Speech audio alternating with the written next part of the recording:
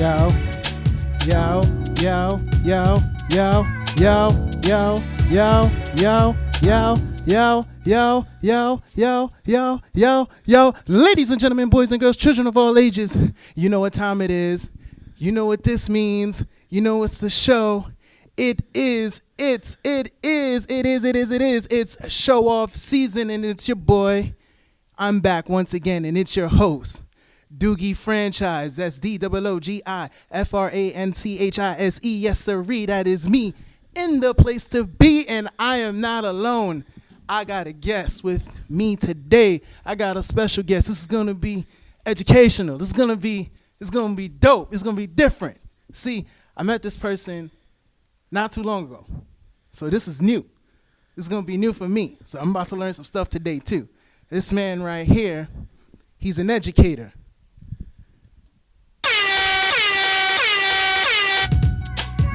Forgot I had it on loop. This man's an educator. Musician. Vocalist. And one of my favorite things in the world, a DJ. Now, I know him as Mr. Bennett because he's a teacher. But I'm going to have him introduce himself with the first question that I like to ask him is, do you have an artist tag name? Like, if so, do you? Yeah, it's the one my mama gave me and my pops gave me. It's just my name, Reggie Bennet. Reggie Bennet? Reggie Bennet. That's your artist name? That's my artist name, man. Reggie Bennet, yeah, it is. Yeah, it's such a pleasure to be here with you today, brother. Thank you so much for having me. Thank you. So, I mean, that does kind of answer a lot in the first question, which is like, so how did you get the name? But then it's like, my mama named me that. I was like, hey, can't go wrong with that. Yeah, I kind of inherited that one. As well, inherited, as in like you're a junior? Yeah. You're a junior. Okay. Named after my pops. Yeah.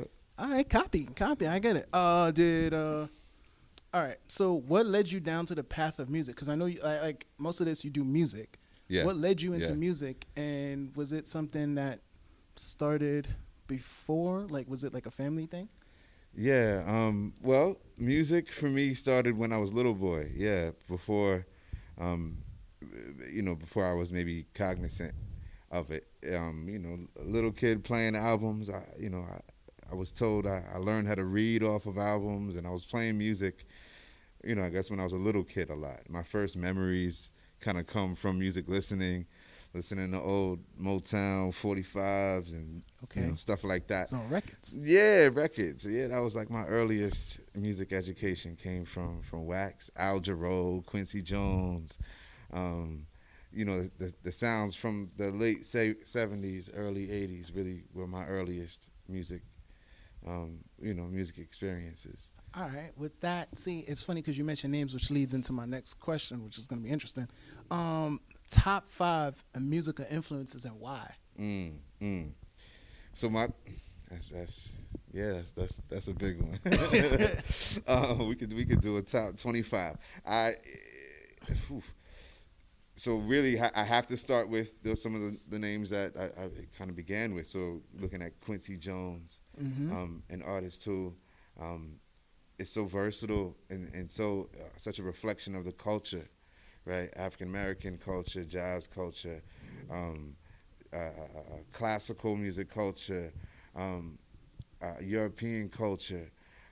He really is he's an ambassador, and so his music reflected those experiences that he had. So those early Quincy Jones records that I was listening to, when I was a kid, had all those elements in it. You had all these obvious jazz elements in it, and then you had, he was a pop producer. He was producing Michael Jackson and other, his music was popular, so it was on TV, and so that was an early influence.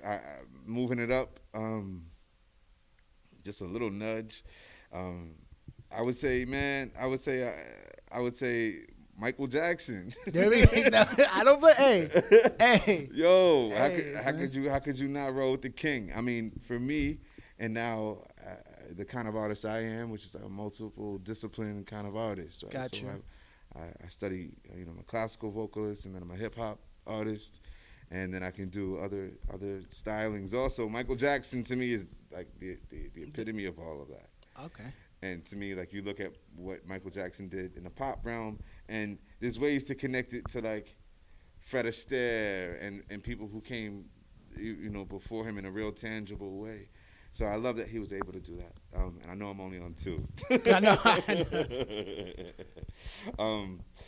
In a hip hop space, Nas is my favorite poet. I can see that. I can see you getting. Nas is definitely my favorite poet. I mean, there's some other ones who have been, highly influential too. But Nas, to me, says it in a way that. All right. I'm gonna same question sort of, but I'm gonna switch it up a little bit and give you a tighter scope. When it comes to DJs, name 2 that are your favorite. 2 DJs favorite for me. I mean, I grew up listening to Red Alert on the radio. Okay. So DJ Red Alert, shout out to Uncle Red, who is still on the radio. Another ambassador. And some of my earliest memories of hip hop music are tied into listening to the radio and listening to Red Alert, listening to his mixes, making our own little mixtapes off of what came off of what he was playing. He was just very in tune with the culture, and to hear him be shouted out by so many rappers in so many songs too was like he was elevated as a DJ. Also, not all DJs always got that kind of love. You had to be from a specific crew, to get love from your crew. You know what I mean? But like Red got love from like everywhere, everybody's crew. And then I would say, then DJ Scratch probably in there too, right up there too, because Scratch is just he's a turntablist. And that term isn't really used often, but in a musical sense, Scratch is absolutely, as masterful as any, lead percussionist. I mean, he's at the pinnacle. So I would say Scratch, those 2, and there's others for sure. And I had a cool experience with Scratch too when I was younger.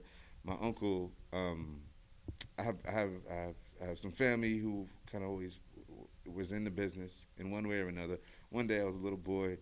My uncle took me to a show out in the park in Brooklyn, and Scratch was hosting that day. He was DJing, and so he was like, "Scratch, it's my nephew. Let him hang out with you." I was like 12, and so here I am with Scratch, and Scratch is doing his set, and not sure if you're familiar with Scratch's set, but he goes behind the back, under the legs. He takes his sneakers off. He puts on a real show, and to be a foot away from that was a life-changing experience for me.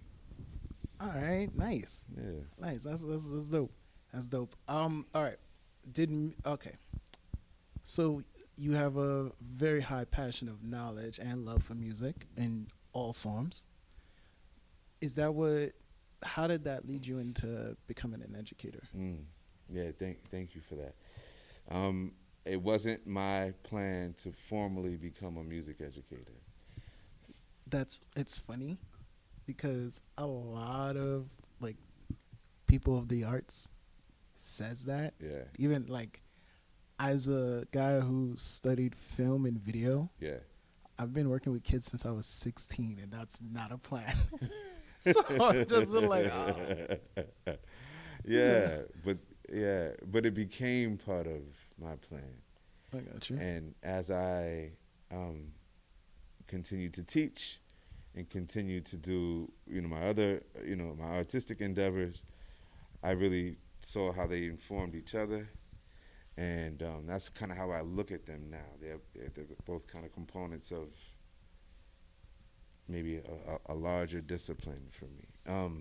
Music education came really, part of it was a means to an end. I had just finished undergrad. I went to Boston Conservatory of Music and studied voice there, and it was a beautiful program, quite rigorous.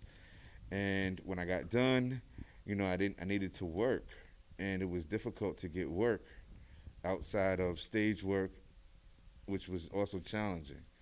So I needed to work, and at the time, I had been doing some substitute teaching when I was home on break in college. And I came home, I graduated, I reached out to them, let them know, I had graduated, to really do some subbing. And then he reached out to me and said there was a leave replacement music teacher, and if I wanted it, come in and interview for it. So I took it, and that was my first classroom education experience. And so with that, I very, very quickly made a decision to go to school for education. So I went and studied at NYU for music ed. And so that's kind of how that transition happened. And during that time, I then, took on some other educational jobs and eventually landed in special education, which has been transformative. It's just really refined who I thought I was as a person, who I am as an educator, and it's really in the way that I view music has been impacted a lot. So it's a long-winded answer. But. No, honestly, that set up for the next question I had in my head was, since working with youth, did that have, like, you added more a different taste to your music, or like has your taste for music evolved a little bit based off of like the evolution? Because like some people will complain about stuff the kids listen to today and be like, no, it's wank, no, without really giving it a proper chance and seeing if there's a deeper meaning to the story. Has that changed for you? Yeah, it totally has. It totally has. And I keep wanting to call you Mr. Francis. Nah, it's cool. It's cool, bro. It's cool. You can call me Dwayne. You can call me D. You can call me Doogie. You can call me Franchise. You can call me anything, bro. I like all those. All right, cool. I like Franchise. So, yeah, these kids keep me young. You know what I mean? Yeah, they keep me young. Like, I mean, I told you Nas is my favorite rapper, so you know what era I came from. So, that's what I want to hear most times. I want to hear Take It in Blood or some Nas kind of record. And these guys are keeping it, they're keeping it current because this is what's fresh for them. So, yeah, it's been great for me. Just I find myself like being open, you know what I mean? I'll be in the car, I'll be like, all right. This is little somebody. There's a bunch of little. Yo. Everybody's so little. Like, at one time, everybody was big, but now we all little. We all little. Okay. All right. Or young. There was the young era. 20 years from now, everybody going to be middle. Right, man. Everybody going to be middle. Nah, but I like it. And I got children. I have 2 children. And so, it makes it look like I'm cooler than what I am because I'll be like, yo, what you know about that? Whatever. And they be like, how you know? Oh, my nephews and nieces, they don't think I'm supposed to know about that. So Got you. Yeah. I got you. All right, so my next question here is, through all your experiences and stuff, right? Has there ever been like a down experience, like your worst moment? Mm-hmm. And then after you answer that, can you tell me your best? Where it's like something where you just like, I never seen things like that, because we all had that, and like after that, I can share mine if you like. Yeah, I would love to hear your experiences also. Man, I think mine came, just at a time when I think I was just I had some disappointments. I had, you're pursuing, a traditional music path, and you put your resources in those projects. You live for those projects. And you get a team together, and you're on your way, and you knock on every door, and you put in all that work, and then, it doesn't move the way you expected it to move or you hoped for. So you go through a lot of those. Come to find out, that's what this is actually made of. Is more times being, I'm not gonna even call it unsuccessful. More times trials. It's trials. Yeah, like, just being hard trials. Yeah, there's a lot of that comes with it. So after a lot of these endeavors, and like I created a style like called art rap, which is like classical music and hip hop, classical art song and rap. I just knew everybody was gonna understand. You know what I mean? It was like, man, this is Schumann mixed with Nas. Yo, this is Paul Robeson mixed with Sanson. Like, yo, what? This is Pete Rock and Mozart. You kidding me? Like, in my head, everybody was gonna get it. You know what I mean? And it didn't go down like that. Like it was it was received well, like critically. I had, it was received very well, but it didn't get the kind of run I thought it was gonna have, and then Hamilton comes out. Yo, I was just thinking that too. And I was like, and then Lin-Manuel pops up. Yo, son, yo, B. Yo, I love that brother. I really understand it. I'm looking forward to In the Heights, June 11th. Yeah, Can't wait. Yeah. So, I mean, I think, things like that happen. And you have to figure out, how resilient you are, you know what I mean? And it's not a race, and there is enough for everybody. And your work is important, and you are valuable as an artist. And, that whole deal, that whole self-talk, I think it's probably been, as an artist, my biggest challenge, just having the confidence to believe in your vision, especially if it's a unique vision. Yeah. No, I understand. Your best experience. Or would you like me to share like some? Let me hear. So, all right, as a filmmaker, when I was finished with school, I got some internships, and it's like every internship I got, they wanted something that was out of my league, out of my power. Like, I want helicopter shots, and like, I need you to work this day, but you working for free. And then like, I'm doing all this, and then like, I feel like I was never going anywhere.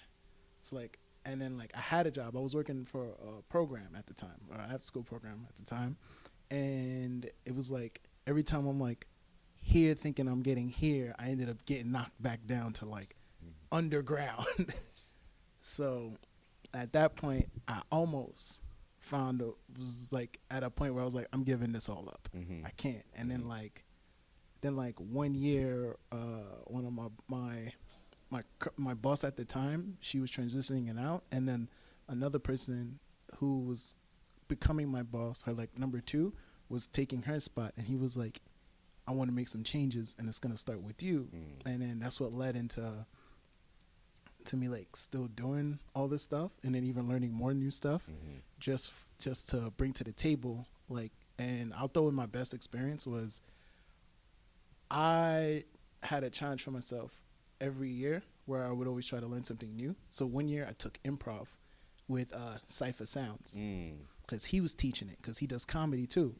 So I did like a 4-week boot camp, which was like 3 hours. And then like, I learned improv, and then I applied it to video making, because that's my main thing. Video production is my main thing. And I taught it to my kids. So they turned me into an improv film teacher. Wow. And then the funny thing about it was, for summer camp, you would do like a play. And then my boss says, yo, we're not doing a play this year, because that's a lot. So I'm giving you like a couple weeks to make a whole movie. And I was like, how long you need it to be? 25, 30 minutes. So I took like a bunch of kids, taught them improv, and then they just lip sync a bunch of songs and came up with dances and stuff. And we did it in like such a short amount of time. And God, was it so entertaining and good. Like, it was one of those things where I was like, yo, this is epic. Yeah. And then I did it again for the fall with a club, and I was like, yo. Yeah. What is it about those experiences that rank so high? Like, what did you accomplish? It's because like, it was one of those things where it was like, all right, I can, like, I realize I know how to make things work. You know what I mean? So it's like, if I have an idea, at first glance people might not get it. Like this show, some people might not get it until they actually listen to it, and they're like, yo. Like for this show, one of the greatest experiences was driving with my brother, and he's talking to me about my nephew, and then he goes, yeah, you should put him on your show. And I was like, why? And then he goes, because it's a good show. And I was like, I didn't know he listened to it. That was a shock. He never told me he listened to anything. So I just found out by him driving. He was like, yeah, it's pretty good, bro. I like it. And I was like, I didn't even know you were supporting. He's like, yeah, every week. And I was like, okay. Yeah. So it was like that. Yeah. It's one of those things. How about yours? Some of your best moments? Yo, it's so good hearing you talk about yours, man. It's great. Some of my best moments are yo, every recital, every concert experience, I think for me has been like a best, one of those best of moments. It just gives you, to give a classical voice recital. You prepare, you study, you learn pieces inside and out, languages you commit yourself to, interpretations. You spend all of this time considering what the music is and how to interpret it, and it's all about you, right? That process is very much about the artist, and then and you work up a sense of security in what you're doing, the purpose of you doing it, and then you present it, and then once you hit that stage, that's not about you anymore. It's about those who've come to see you, and when they can leave and have a moment where they connected to, or they had some fulfilling moment. Mm-hmm. To me, that's the essence, and I feel that way about teaching. I feel like it's the same exact thing. You prepare yourself to with your knowledge base and your experiences, and it's about you and how you view education, how you're going to present this content, how you're going to diversify the instruction, how you're going to make sure you take care of those in the room, all this theory, and then you put it to practice once you're in that space. It's not about you anymore. It's about each of these lives who you're responsible for. So I kind of look at it that way these days. Parenting, I look at it the same way. It's like that, but specifically, I've had a whole lot of wonderful experiences. One time, I was interning for the Metropolitan Opera Guild, and they were doing this tribute event to Marian Anderson. It was the 50th anniversary of her Metropolitan Opera debut, and it was a star-studded gala, and there was a who's who of artists. And at the time, I was given the responsibility of escorting Miss Leontine Price backstage and throughout the event. And for those in the audience who may not be familiar, she is, our foremost opera singer, American opera singer, but also African American opera singer. She's was the Beyonce of her time. She was the pinnacle, and so she's still alive. And so that day, I got a chance to escort her and be kind of responsible for her, and there was another fantastic, just iconic singer, Grace Bumbry. Miss Bumbry was there also, and I somehow had Miss Bumbry on one arm and Miss Price on the other arm, and got a chance to lead her to the backstage green room where they were all a whole other, a league of amazing, iconic opera stars. And she came in, walked down the hall, and let out a note, woo, like a beautiful note, and I do no justice to it. And they all knew who she was instantly. They were like, "Mama," and they all paid homage, and just to see that reverence, because each of them was brilliant and accomplished in their own right, and to hear them just melt really instantly at the sound of her voice and know who she was, it just says a lot. That was a wonderful moment for me to be privy to. So. Cool. Yeah. Okay. So it's funny, you mix hip hop and sort of opera, classical. There we go. Yeah. Hip hop and classical. I've heard your voice in the mornings. Yeah. When you're like, getting warmed up. Yeah. So is like more classical your thing? Like you studied classical? Yeah. Can you give us a sample, like a quick little sample bit? Sure. Let me see. Non pianrai farfallone amoroso, notte giorno di torno girando. I mean, there's more to it. But. I got you. I might see if I can get you on the hip hop beat and do that. Let's get to it. Like man. obviously, okay, so because that's the work that actually. I got you. Yeah. Any words of wisdom for people out there like pursuing like classical music in general, arts, education, anything? You got any words of wisdom for them? Yeah, sure. I really do think that your work is so important. Your thought leadership is so valuable that it's I read someplace that it's an artist's responsibility to not only document their work but share their work. I think I believe in that more than I think I've ever have. Because we're a collective. We're a collective of creatives and everybody's work is valuable. I know I go to like museums and stuff a lot, and I love learning about artists from a time period, from other super famous artists, and learning about that artist and how their work fit into the period and how it influenced the other artists as well. I just think that we're part of that. There was a time where, like everybody, you run a race, and I was kind of into like the competitive aspect of artistry, and I just don't think that there's, for me, as fulfilling as a place with that anymore. I mean, it is competitive. You want to shine among your peers. You want to be, the best artist you can be. But I think, just more importantly, it's important to just be. Got you. So, I think that. And I know that's maybe a bit vague. No, I get it. Share your. I mean, like, it's like saying, be you, just be you, and you said share it. So I'm saying let the world know who you are, as the artist itself. Like, you know what I mean? Like, you're still Mr. Bennett. Yo, call me Reggie. Reggie. Yeah, man. Like Reggie Bennet Jr.